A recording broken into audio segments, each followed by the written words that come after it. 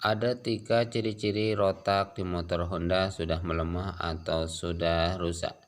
Yang pertama adalah ciri-cirinya ketika ditarikan awal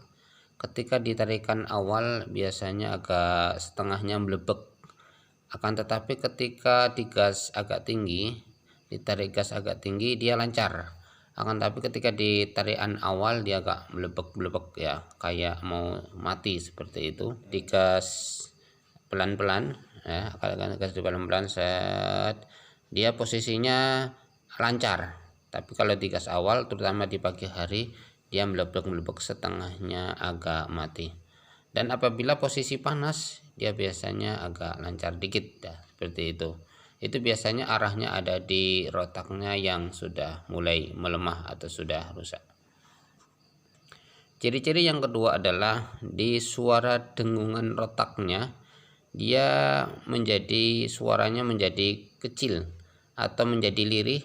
Kalau yang normal ketika kita on langsung ya, suaranya agak keras ya, akan tapi kalau yang sudah melemah atau sudah rusak, ketika kita on kemudian suaranya hanya kecil ya, kemudian biasanya ditandai ya hidup-hidupannya agak susah ya, biasanya arahnya ada di rotaknya. Silakan teman-teman ya dicek di suara dengungannya.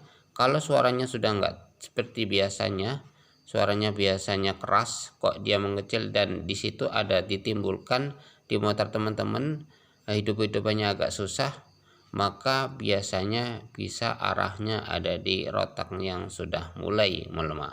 Ciri-ciri yang nomor 3 adalah di kode milnya, ya, kode milnya yang merah.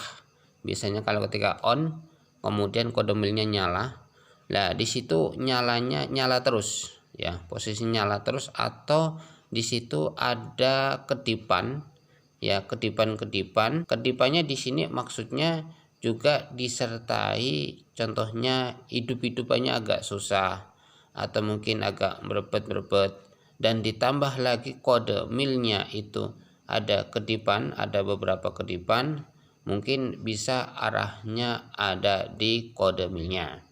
Akan tapi perlu diketahui teman-teman semuanya, tidak semuanya penyakit rotak itu kemudian kode milnya nyala terus. Akan tapi apabila ada nyala terus atau ada kedipan di kode milnya kemudian disertai dengan mungkin ya hidup-hidupnya agak susah, berbet ya, kemudian atau di sensor atau di rotaknya itu suaranya lirih, maka bisa dipastikan permasalahannya ada di rotaknya yang sudah mulai melemah. Kemudian sebagai tambahan dari saya, apabila teman-teman mau mengganti rotaknya, maka sebaiknya untuk saringan full pump injeksinya itu supaya diganti yang baru saja ya, biar tekanan yang masuk ke injektor itu bisa lancar kembali. Untuk throttle bodinya ya, syukur-syukur rotaknya itu juga supaya diservis ya. Kalau untuk throttle bodinya supaya diservis dengan carbo cleaner ya, karena kalau dengan carbo cleaner itu nanti kotoran yang ada di throttle body akan rontok.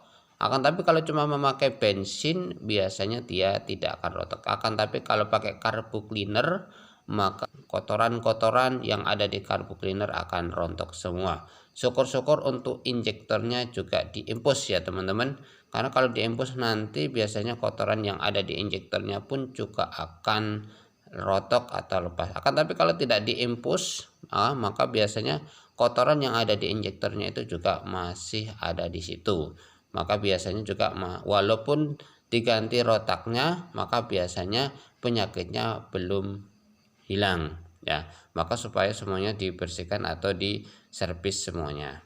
Seperti itu teman-teman semuanya, cara mengatasi atau ciri-ciri rotak di motor kita lemah, khususnya di motor Honda.